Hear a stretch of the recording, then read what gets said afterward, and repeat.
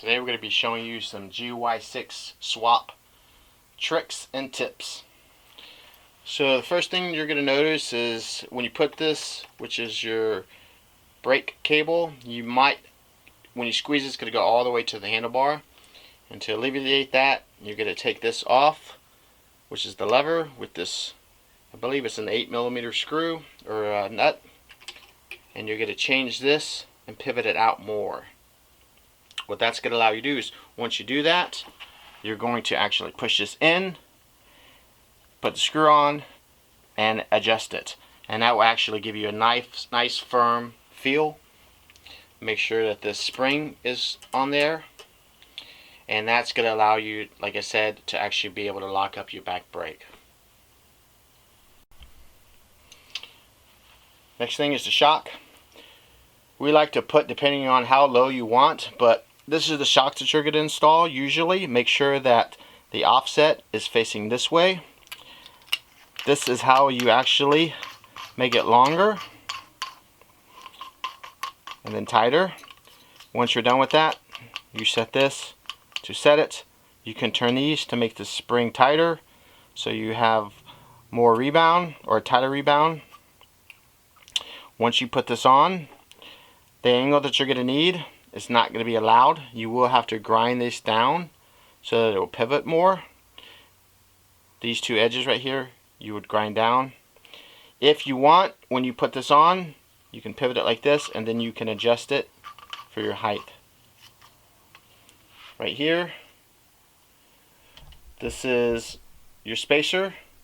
You can put it on this side or on this side. Sometimes we use washers to put it. You can cut this in half if you want to put this in the middle. It all depends on the angle.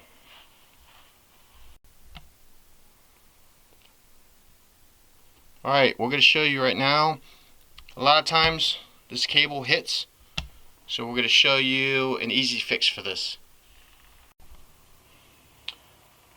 So this cable, which is your brake cable, usually we hit the edge of this rim, and if it's powder coated it's going to mess it up, or if it's polished. What we like to do is get a grommet, and you put it right here. You pull this back, close this in, and attach it. You can attach it either one of those places.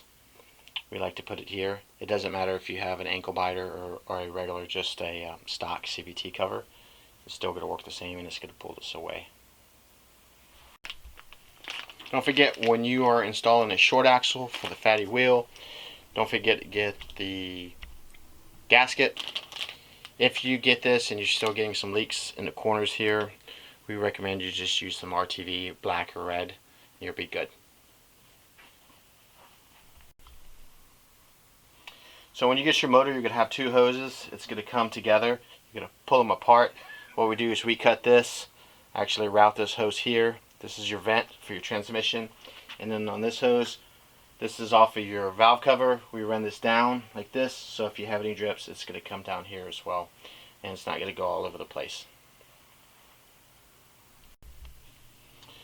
Okay, if you're going to install an ankle biter or a CVT cover, you're going to take your cover off, and there's a shaft in here. You're going to take the kickstart lever off, and in there's a spring and a shaft. You pull that out. There's also a bushing in there that you're going to take out as well. When you do that, you're going to have a gasket behind here. It's usually a green gasket. Take that gasket off. It's not needed. There's no oil in here whatsoever.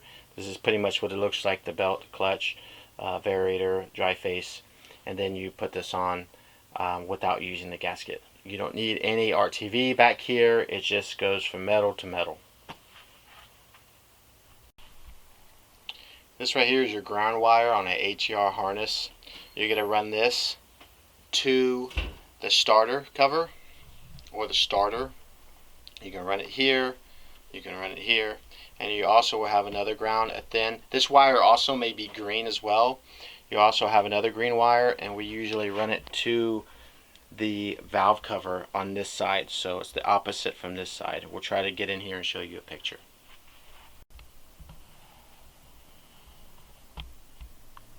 Here's a ground wire. Again, it's going to be usually green. Make sure that you put it on the bolt.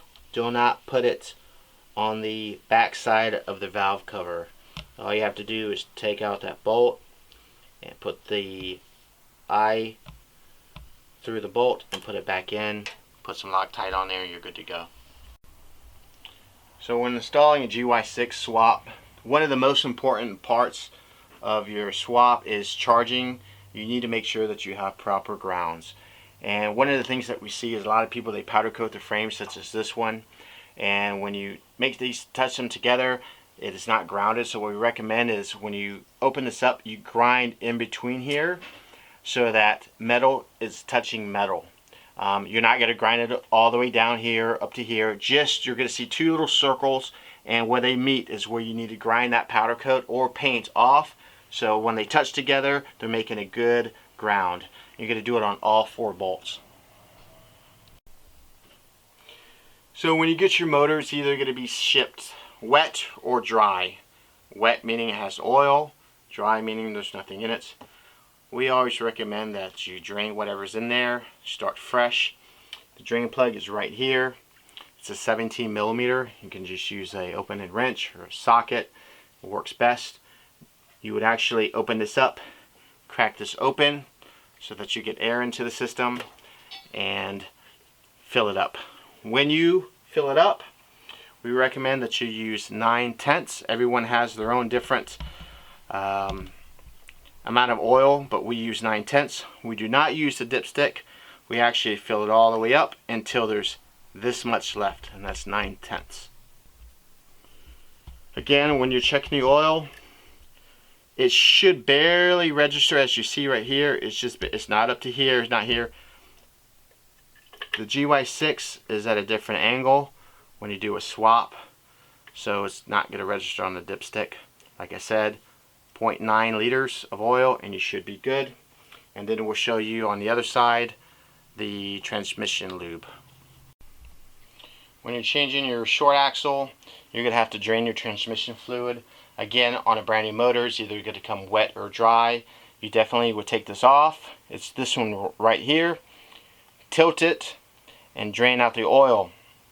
Now when you have to put oil back in, after you put your short axle, we recommend either you use 80-90 gear oil.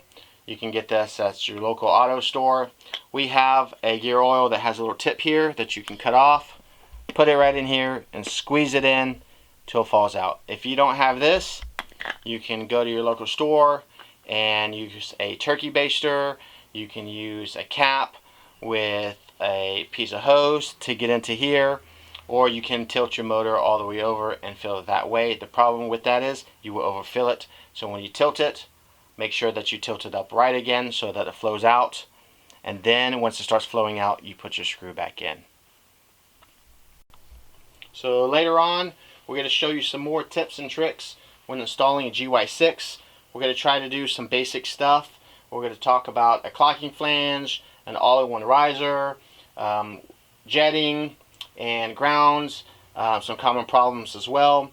So just check out our YouTube channel at the Ruck Shop, and we'll try to post these as fast as we can. Thanks for watching.